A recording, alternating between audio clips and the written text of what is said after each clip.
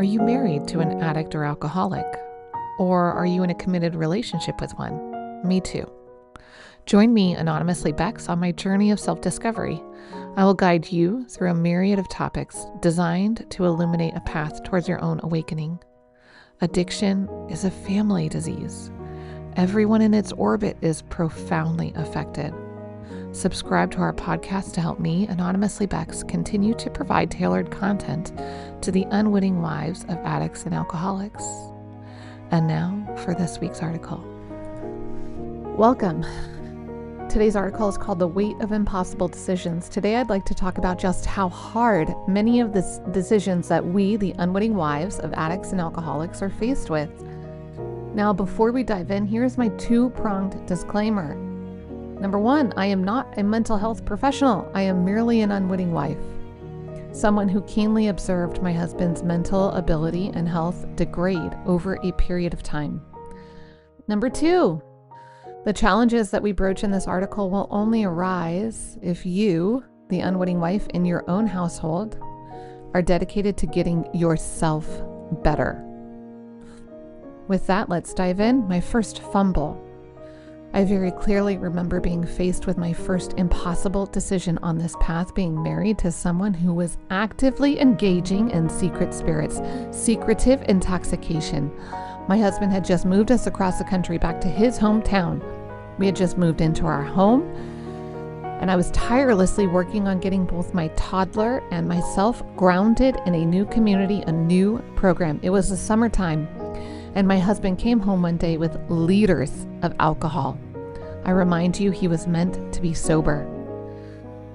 He declared that he never had a problem with alcohol and that he can control his drinking, and he's 40 years old. He deserves to have a drink when he wants. Does any of this sound familiar to you? It was only a few months of this new environment of him openly drinking around the house before I spoke to his family about it and asked for help. To complicate things further, my ability to think clearly and logically manage my emotions was complicated by the fact that I was a few months pregnant at the time of our scheduled intervention. His family and I came up with a plan to conduct a surprise intervention when he came home from work one day. I'll never forget it. He came home with several brand new large liters of alcohol in his hands. He saw his family and put those liters of alcohol, brand new, unopened bottles, directly into the trash can upon entering the home. He instantly knew what was happening and was already poised to hide, manipulate, and lie his way out of it. And that's exactly what he did. He refused to sit and talk with us about the problem. He immediately started threatening me, telling me to leave the house and to prohibit all access of his financial support. The intervention was a complete fumble, and it failed miserably, and here's why. His family and I were not united. We didn't have a united plan to hold a firm boundary for him to get help. And to be clear, I was the weakest link. My husband said all the things I desperately wanted to hear. He said he would stop drinking. He said he would start working a sober program, and that he knew what he needed to do to live a sober life. While I own my responsibility for not holding a united front, a clear boundary for my husband to seek professional intervention, I also make space to give myself grace. I was in the precarious early stages of pregnancy. I was navigating my own anxiety and trauma from 6 previous miscarriages, fertility treatments, hormone support, etc. I remember sitting with my sister-in-law, and she was offering me the most support, the kindest feedback. And I felt like my head was spinning, like I was walking through fog. I couldn't see a clear path or the next best decision. So I made the choice to give my husband the autonomy and freedom to do what he said he was going to do, to work his sober program, to independently stop drinking, to engage in life with our daughter and be a productive member of society. I will always look back on this event feeling it was a missed opportunity to save him from who he is now. But the truth is, it was never within my control or ability to understand his disease. If you recall, there are several hallmarks of this disease that we know to be true. Once the substance is introduced into the addict or the alcoholic, the compulsion to actively seek intoxication is more powerful than their will to remain sober. It is not an indicator of lack of moral willpower. The second hallmark, in order to achieve proper motivation to get well, the addict needs to hit their rock bottom, a state of awakening where they can see how they are powerless to their disease and how their disease has resulted in their own pain and destruction. And our third hallmark, as a codependent spouse, any kindness, love, empathy, or understanding that we offer our addicted spouse under the best of intentions will inevitably enable them to further their addicted behaviors and engage with their disease. I had no way of understanding the reality of the disease and the rather predictable events that would follow this informal and failed intervention. So following the fumble, as you can imagine, there was a brief period of time before I began noticing concerning behaviors in my husband. The truth is, I will never really know, truly know, if my husband did in fact stop drinking at any point, or if he simply switched to drinking in secret spirits. My second fumble. My infant son was 8 weeks old when I found my husband unresponsive on our sofa.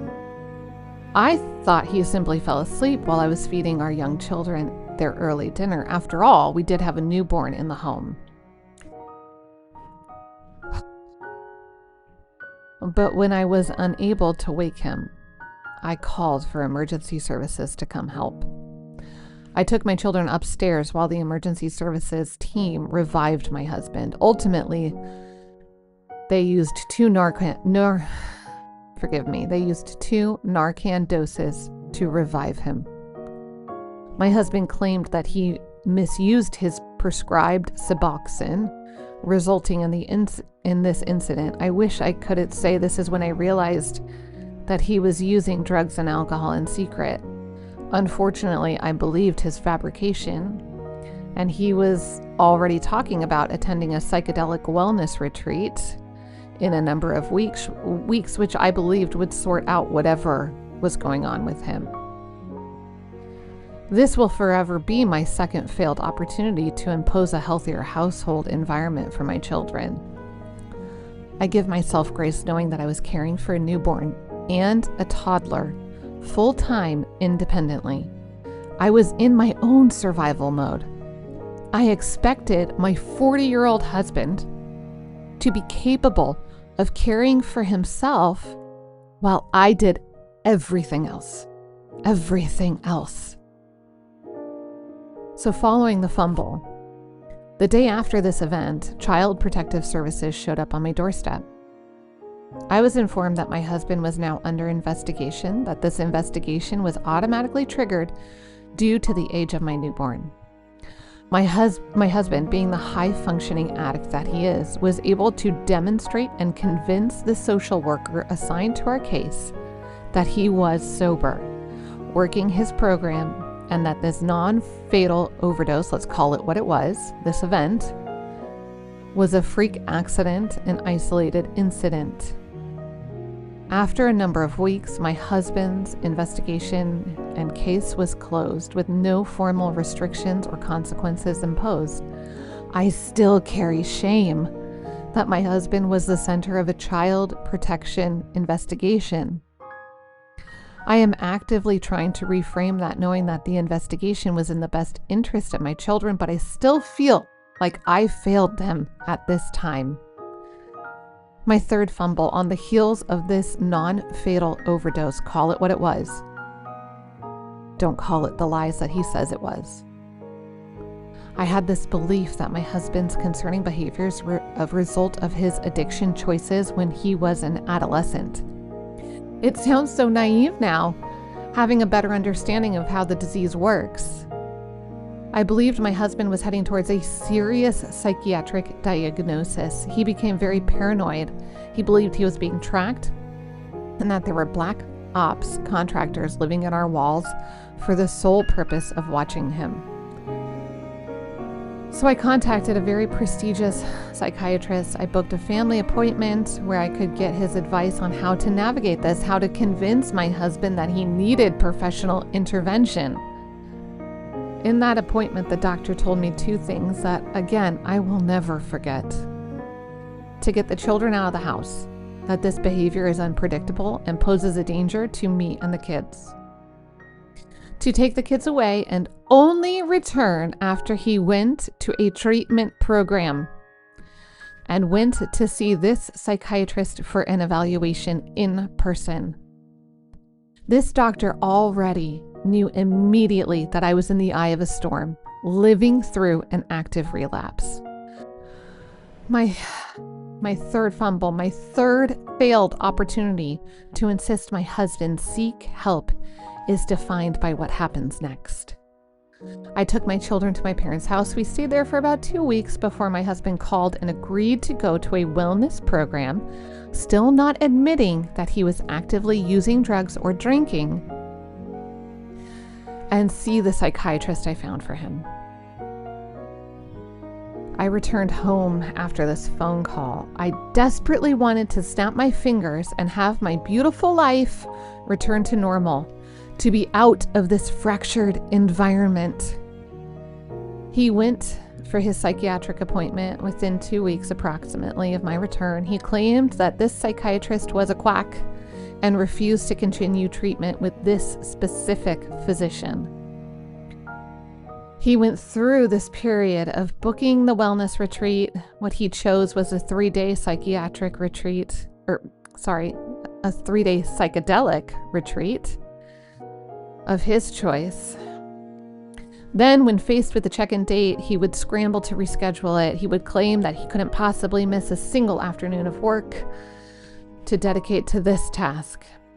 After several months of this game, I insisted he just pay for the retreat in advance and fully commit to attending, and that I would do whatever needed to allow him to actually attend the 3-day psychedelic retreat weekend.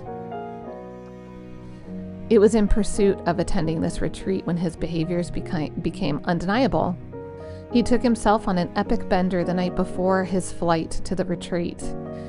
He called the police himself because he believed that the people who were tracking him had broken into the home and were somehow evading his ability to catch them. I begged the police to take him to the hospital for a psychiatric evaluation. By the grace of God, they complied. At the hospital, he tested positive for, are you ready? Benzodiazepines, cocaine, methamphetamines, opioids, and alcohol. Ultimately, he was held at the hospital for a mandatory detox. Then his hold was extended for a psychiatric hold. His belief that he was being tracked, followed, hacked persisted even after the drugs cleared his system. While in the hospital, I changed the locks on our home and informed him that he did not live with us at this time, that we would only be in communication after he entered a treatment program. I'm grateful for the hospital staff providing me with a clear picture of what my husband was engaging in. That truth was invaluable and equipped me to make an impossible decision to push my mentally ill, addicted, habitually intoxicated husband onto the street, to demonstrate that my well-being and the well-being of my innocent children was worth more than living with someone who exclusively lied to us, put us all in danger, and cared only about achieving intoxication. We are worth more than that. You are worth more than that.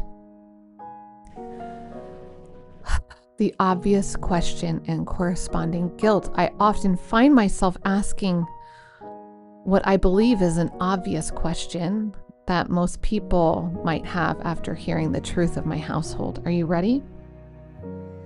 How? How did you not know he was using drugs or drinking in secret? How? I need a deep breath. The truth is simple.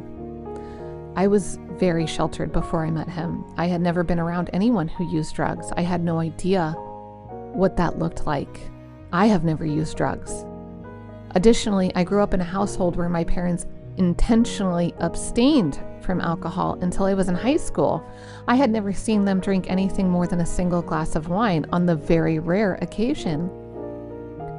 Additionally, my husband never exhibited the characteristics associated with what we presume as a fall down drunk or what that looks like. He very strategically used or drank enough to achieve a functional level of intoxication and simply perpetuated that level.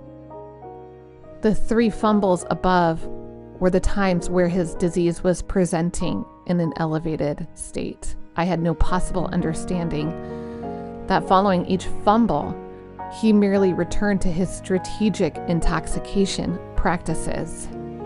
So let's talk about the impossible decisions. The first impossible decision I was faced with was changing the locks on my home. I found myself being so worried about my husband's well-being. I also felt a very strong commitment to look after him based on our marriage vows in sickness and in health. He was obviously very, very sick. Everyone could see how ill his mind was, except for him.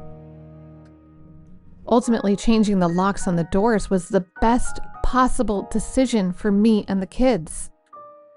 It was a very productive decision because I held the boundary firm. I did not waver. The truth is, addicts and alcoholics are very, very capable. They have managed to get a hold of drugs and alcohol under the most impossible constraints. They will figure out how to feed and clothe themselves. The next impossible decision came when he finally entered a treatment program.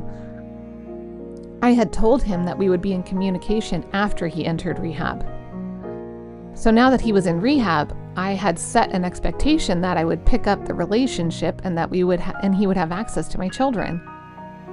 I remember feeling very lost during this time, confused by how all this happened.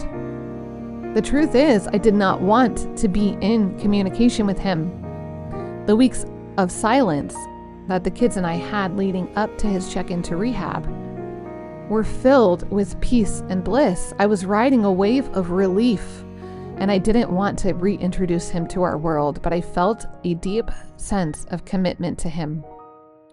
So I opened the lines of communication. Does any of this sound familiar to you?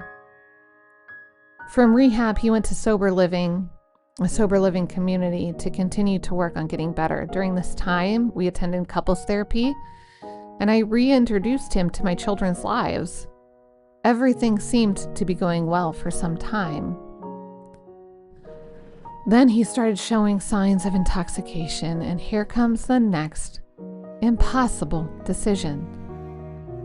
I called his sober home and asked for extra diligence. His drug tests were coming back clean. His breathalyzer was also producing negative results. So if I'm seeing signs of intoxication, but the drug tests are coming back clean, what's the next best decision? This is impossible to navigate. Do I continue to allow family visitations?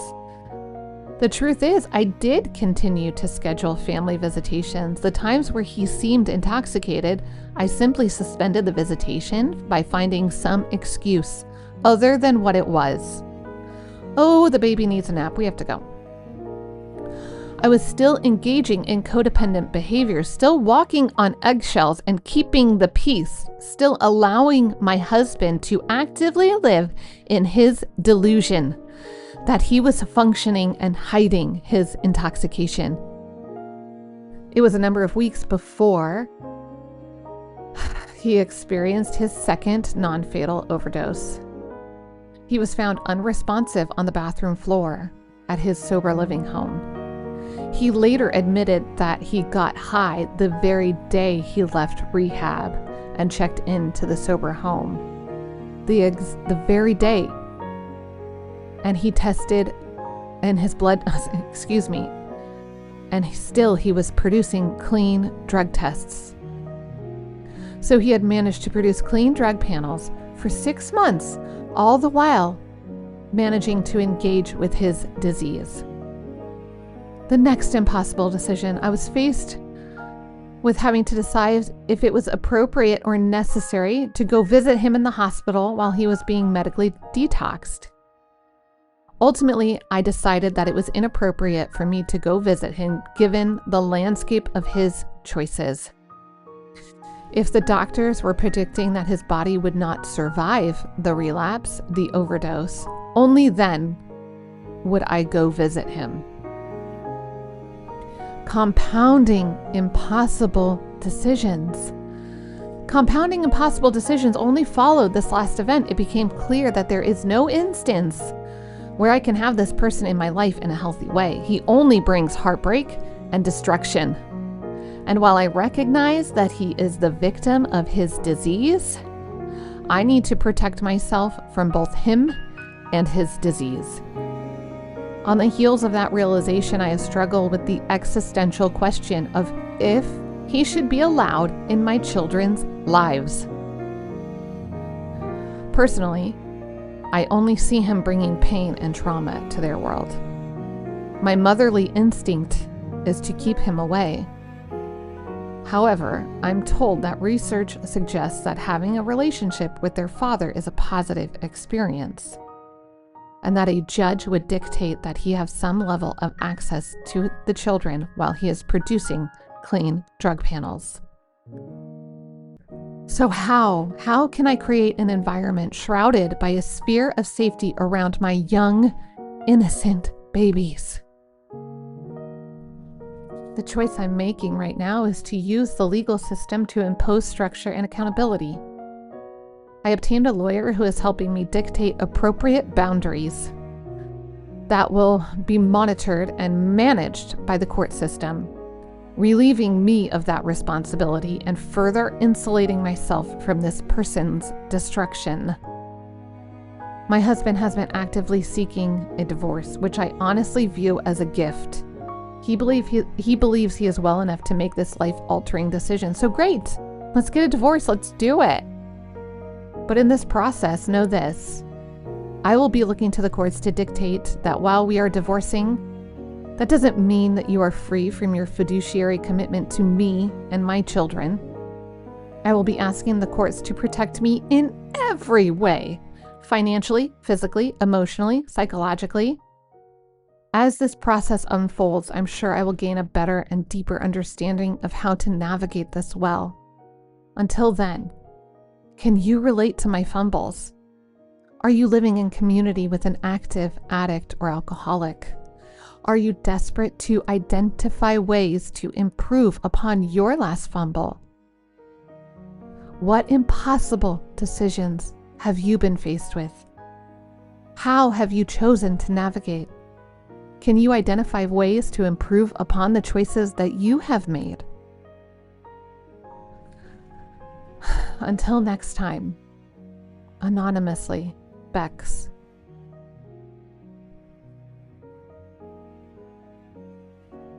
Do you like this content? Do you find it helpful for navigating your own journey? If you do, please take time to subscribe to the Secret Spirits podcast. By subscribing to this channel, you can help me, Anonymously Bex, continue to provide tailored content to the unwitting wife of an addict or alcoholic.